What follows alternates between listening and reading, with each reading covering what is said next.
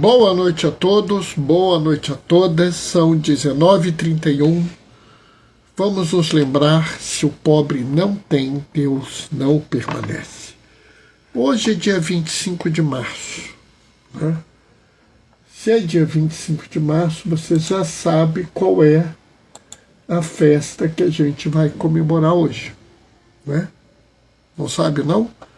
É que você nunca prestou atenção, né? Porque daqui a 9 meses é Natal. Então a gente vai comemorar hoje a Anunciação do Senhor. Ô tia Bebete, boa noite, paz e bem. Estamos começando as coisas, né? Muita correria, né? Fazendo as coisas dentro do possível. Tentando entrar aqui no site da CNBB, está um pouco lento, né? Mas é assim mesmo.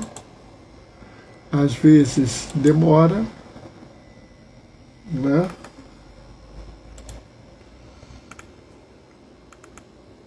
Acontece, né? Estamos aí esperando. Por algum motivo ainda não entrou. Deixa eu digitar de novo aqui. Quem é que está aqui? Oi, Gracinha, boa noite, paz e bem. Né? Vamos aí. Né? Na correria, mas tudo tranquilo. E aí, como é que vocês estão? Amanhã tem reunião do pessoal para organizar as coisas da Semana Santa. Então amanhã não tem live. Sexta-feira, mesmo eu estando de plantão, eu vou fazer todo o esforço para fazer live. E sábado, com certeza, tem live. Tá? Então estou aí falando, só para vocês saberem, né? Para todo mundo estar ciente, entendeu? Né? Daqui a pouco a gente vai começar a leitura de hoje. Né? Como eu falei, hoje é uma festa conhecida, a Anunciação de Jesus, porque daqui a 9 meses nós estamos no Natal. Né? Como eu brinco, costumo dizer, a gente nem começou o ano direito, já estamos falando da Anunciação. Né? Mas tá bom, né? Nós estamos aí.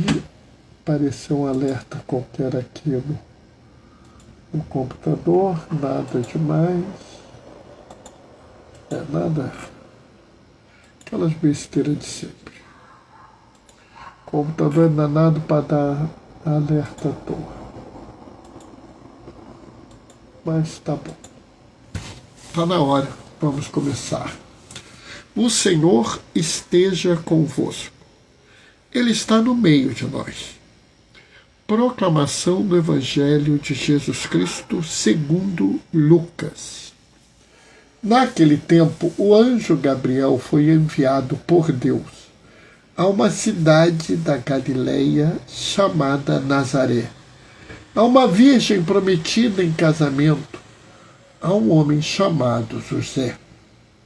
Ele era descendente de Davi e o nome da virgem era Maria. O anjo entrou onde ela estava e disse: Alegra-te, cheia de graça, o Senhor está contigo. Maria ficou perturbada com estas palavras e começou a pensar qual seria o significado da saudação. O anjo então disse-lhe: Não tenhas medo, Maria, porque encontrastes graça diante de Deus. Eis que conceberá e dará à luz a um filho, a quem porás o nome de Jesus. Ele será grande, será chamado Filho do Altíssimo, e o Senhor Deus lhe dará o trono de seu pai Davi. Ele reinará para sempre sobre os descendentes de Jacó, e o seu reino não terá fim. Maria perguntou ao anjo: como acontecerá isso se eu não conheço homem algum? O anjo respondeu: o Espírito virá sobre ti, e o poder do Altíssimo te cobrirá com a sua sombra. Por isso o menino que vai nascer será chamado Santo, Filho de Deus. Também Isabel, tua parenta, concebeu um filho na velhice, e este já é o 6º mês daquela que era considerada estéril, porque para Deus nada é impossível.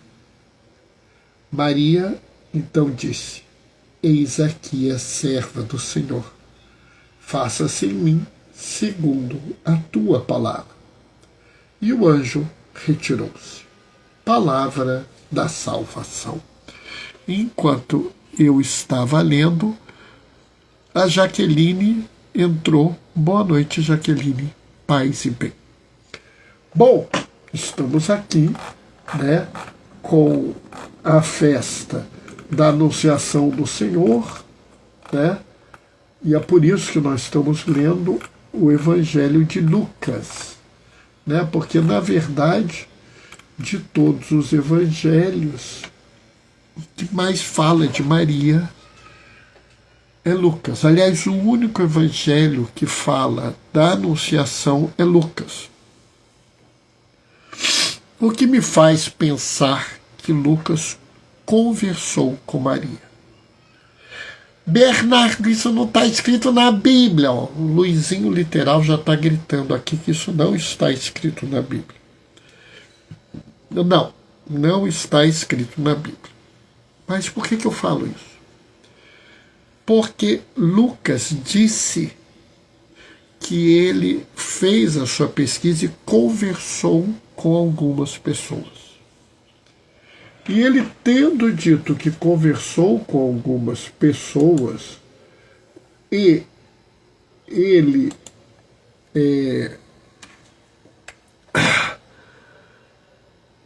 apresentando um texto de Maria, né? Uma coisa que só Maria tem, quem poderia ser testemunha a não ser Maria? Entende? Então, por isso eu acho que ele conversou com Maria. Esse evangelho, ele tem uma quantidade de coisas. Esse pedaço do evangelho tem uma quantidade de coisas que daria para a gente falar por horas. Tá? Mas, assim, vamos tentar pegar algumas coisas que eu acho que são chaves hoje, dia 25 de março de 2026. Pode ser que ano que vem a gente esteja tratando de outras coisas, né? Então a gente não pode ter certeza. Algumas coisas eu acho que são essenciais de serem ditas. Então a primeira coisa, e assim a mais simples, é que, como é que eu vou dizer? Eu vou dizer assim, desde o início, o plano de Deus se realiza nas periferias. Desde o início, a salvação está nas periferias. E eu vou mostrar para vocês por que eu falo isso. O anjo Gabriel foi enviado por Deus para uma cidade da Galileia, e a Galileia é terra de pagão, tá? É periferia de Israel, chamada Nazaré, que é uma cidade extremamente pequena, era uma vilazinha, e que tinha uma má fama, era uma fama que de Nazaré não sai nada de bom. Então, nós estamos aqui com uma cidade periférica, pequena, de má fama. a uma virgem prometida em casamento. Bem, então uma mulher nova, uma menina, provavelmente uma adolescente, sei lá, 16, 17 anos. Oi, Helena, boa noite, paz e bem. Né? É uma mocinha.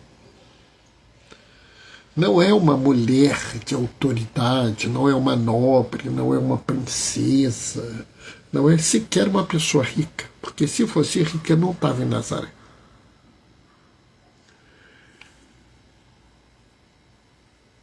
E aí já começa a piorar, né? Porque há um homem chamado José, observe, também não é ninguém. A gente vai até saber que ele é um carpinteiro, ele é um trabalhador braçal, ele sequer é um homem de posses, de terra, disso ou daquilo, ele trabalha para os outros. Ou seja, a família... Oi, mozinho, boa noite, paz e bem. Mozinho está lá no outro quarto, eu não sei se ela recebeu o meu abraço aqui. Não recebeu, eu vou acenar para ela acender, pronto. Sabe, a família de Jesus não era uma família importante, não vivia numa cidade importante.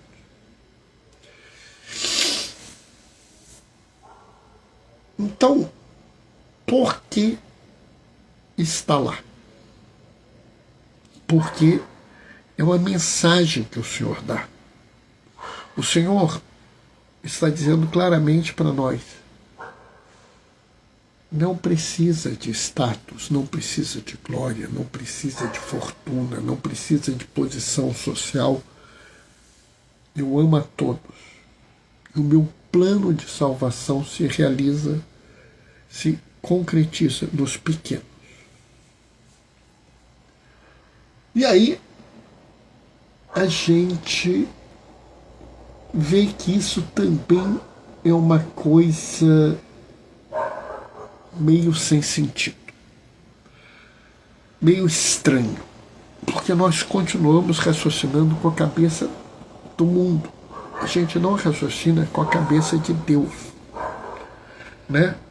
A própria encíclica do Papa Leão XIV, de Lexi Te, eu te amei, é uma frase do Apocalipse. Tu és fraca, tu és pequena, fraca, mas eu te amei.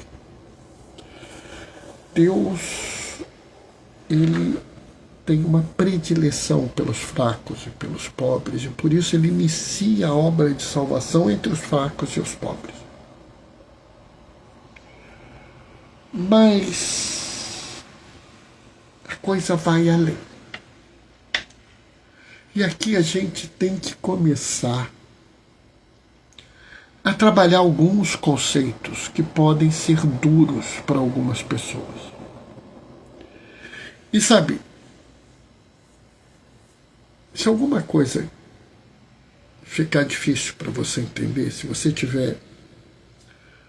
ficar perturbada pelo que eu vou falar, não tem problema. Pode mandar uma mensagem, a gente conversa de novo. Se for o caso, eu faço uma live à parte para sanar a sua dúvida.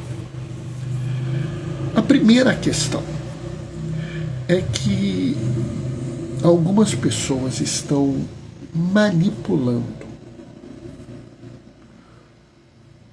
o ideal de família. O ideal de família, não porque a família cristã ela tem um ideal, ela é um modelo, e o modelo da família cristã é a Sagrada Família e tal, beleza. O problema, até aí, está tudo bem. O problema é que as pessoas que criam esse ideal de família cristã, essa família cristã tradicional, elas criaram uma caricatura. Elas criaram algo que não é a família que está na Bíblia. Então, eu vou mostrar isso para vocês, né? Primeiro, a família cristã não é uma família linda, maravilhosa, perfumada, que mora numa casa muito boa, de qualidade. Tá? É muito comum as pessoas, quando mostram esse tipo de coisa, põem uma figura assim, com o marido vestido com pelo menos um paletó, às vezes assim, um paletó sério, assim, de uma cor escura, uma gravata, né, dentro de casa, né, ou uma camisa branca com um suspensório, uma calça de tecido, não é uma calça jeans, com 3, 4 filhos em volta, a esposa de avental na cozinha, ou de avental trazendo um prato de comida, né? Todos brancos, sorrindo, de cabelos e olhos claros.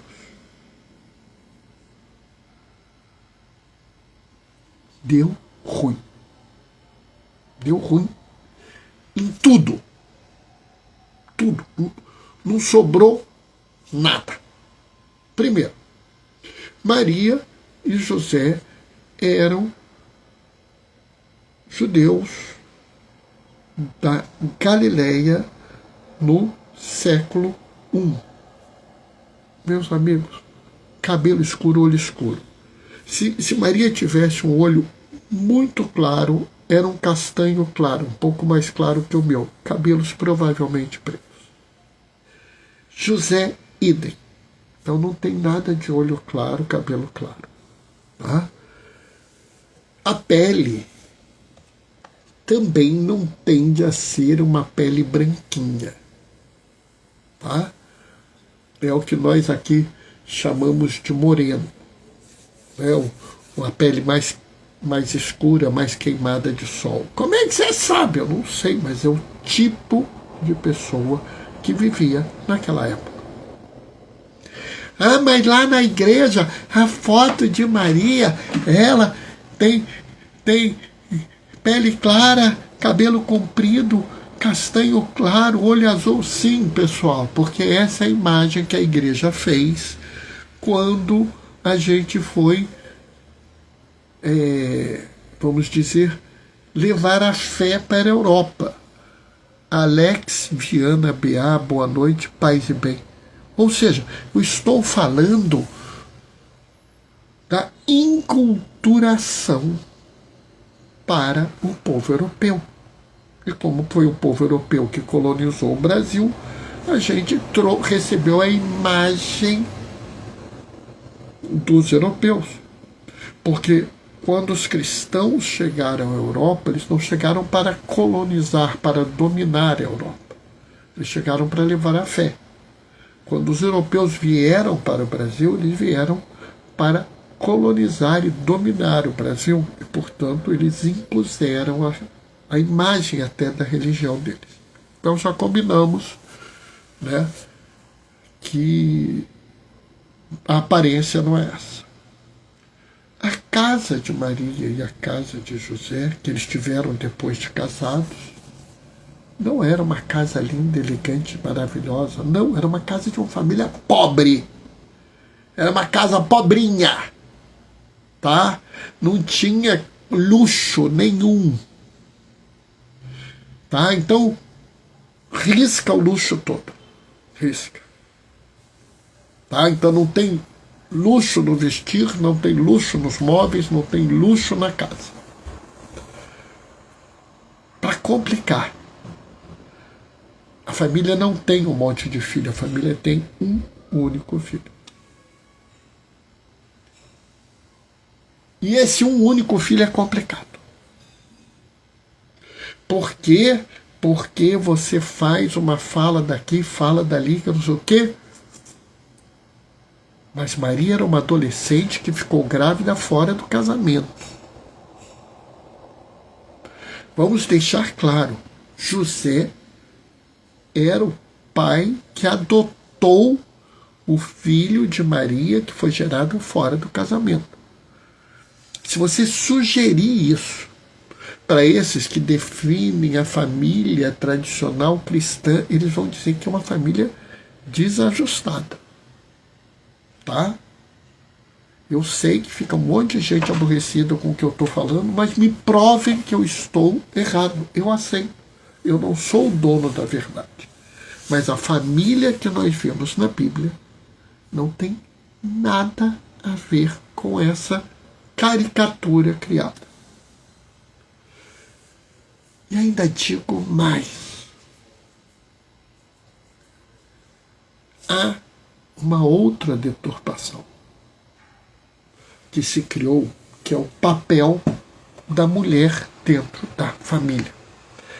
Por que, Bernardo? Vamos deixar claro. José trabalhava e Maria não. Óbvio, porque na sociedade que Jesus foi criado, a mulher era estruturada para viver na cozinha. Era para viver na cama para ter filhos.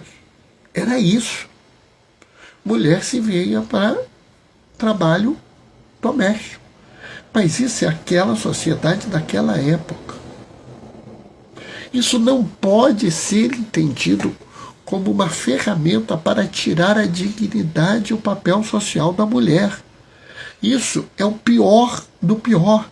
Isso é você instrumentalizar a Sagrada Escritura para os seus fins sociais, ideológicos ou políticos. Maria recebe um tratamento de Deus que mostra a dignidade da mulher. José ouve do anjo. José aceita Maria como tua esposa. É uma ordem. Maria é sondada por Jesus, pelo anjo. O anjo espera a resposta dela. Olha, Maria, você vai dar luz ao filho. Como é que pode ser isso? Eu não conheço homem algum. O Espírito vai te cobrir. Você vai ficar grávida, mas não vai ter nada. Até aqui não aconteceu nada. O anjo está esperando a aceitação de Maria. E Maria aceita. Depois que Maria aceita, o anjo, está tudo resolvido, eu vou embora. Se Maria não aceitasse, nada aconteceria. Portanto, José recebe uma ordem. Maria é questionada. Maria é consultada. E Maria concorda com isso. Isso é muito importante para mostrar que o desejo divino é o respeito às mulheres. E por que Deus ordena ao homem e consulta a mulher? Porque ele quer mostrar que a ordem social que existia naquela época era uma ordem injusta.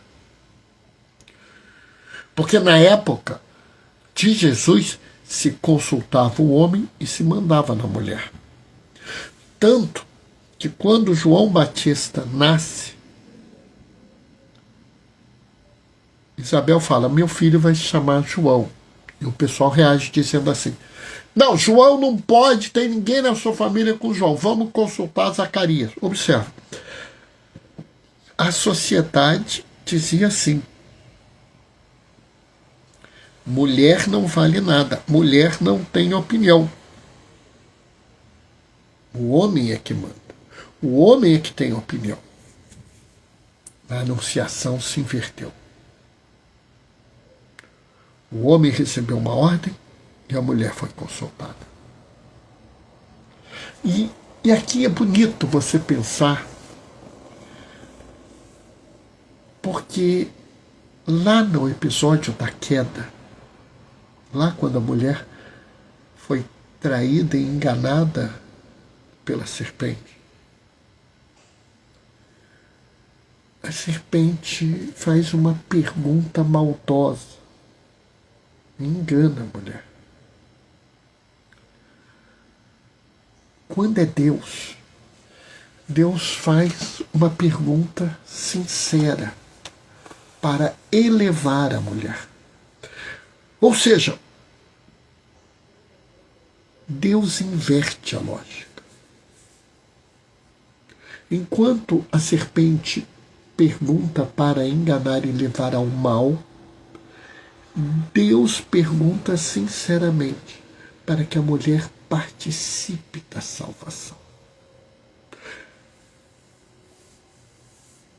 E aí, a gente vê que a anunciação do Senhor é algo absolutamente disruptivo, absolutamente subversivo,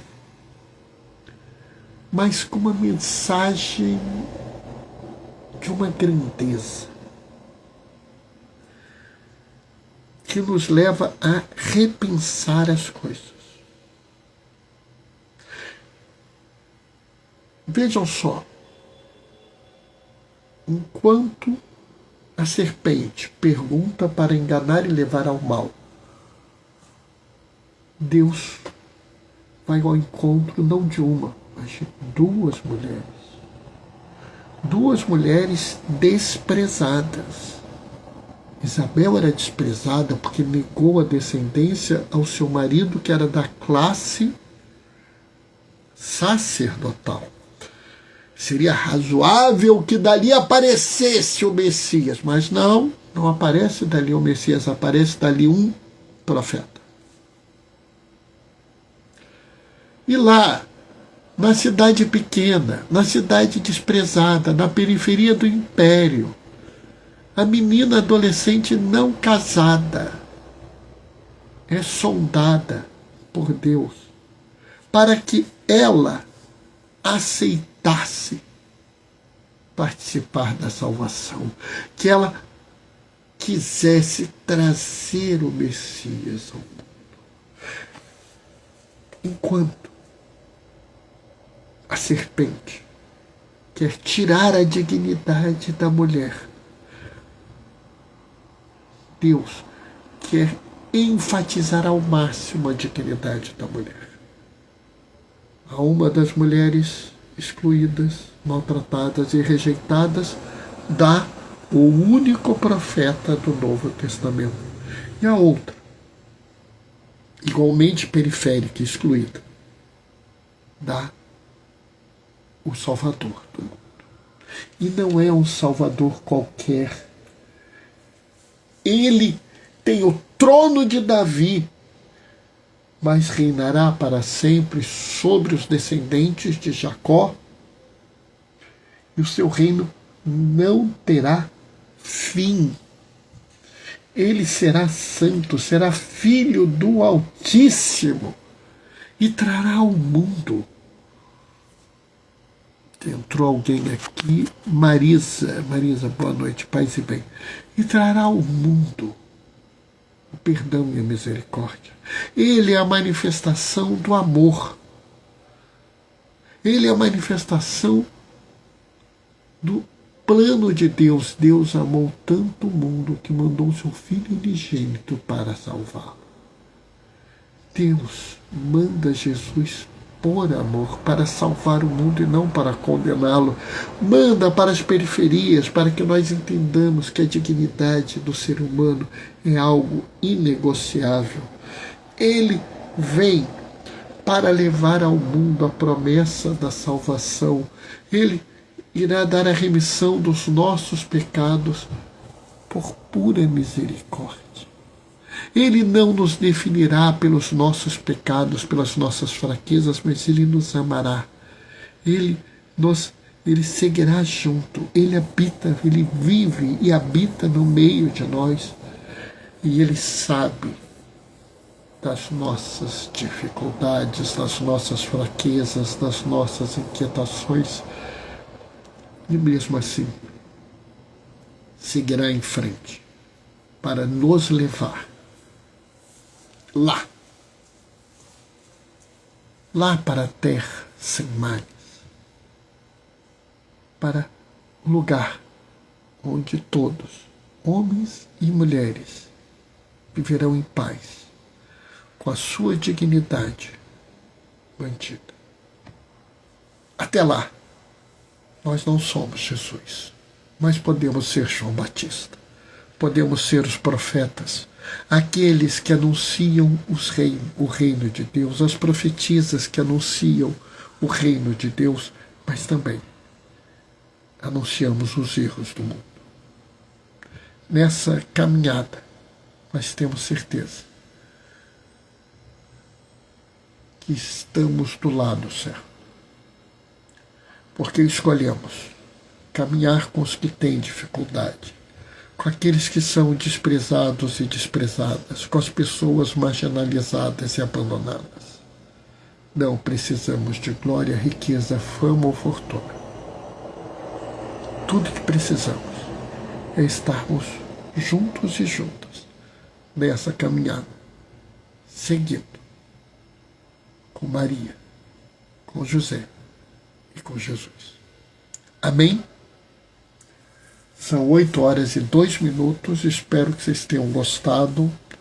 Se alguém ficou perturbado, angustiado com alguma coisa, é só falar depois. Pode pôr um comentário aqui, pode mandar mensagem, eu prometo que eu respondo, tá?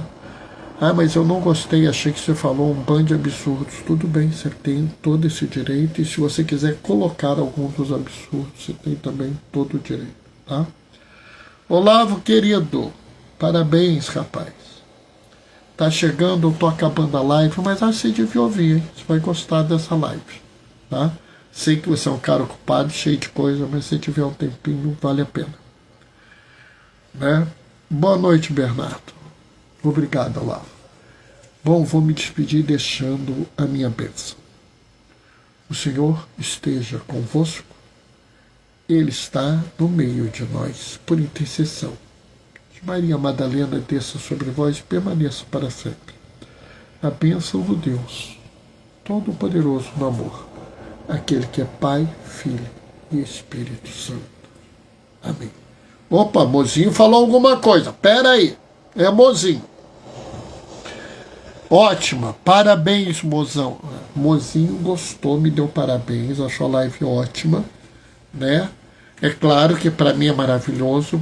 Alguém aqui pode reclamar. Alguém inquisidor está gritando que é Mozinho é enviesado, azar dele. Se ele não tem o mozinho dele, eu não posso fazer nada. Eu tenho o meu mozinho. E adoro receber elogio. Tá? Bom, pessoal, amanhã, como eu falei, não tem live, porque eu tenho reunião na pastoral lá na paróquia. Preparar a Semana Santa. Sexta-feira deve ter live, com certeza sábado tem live. Vou me despedir agora e vou combinar com vocês o encontro sexta-feira, 19h30. Tchau, tchau, pessoal.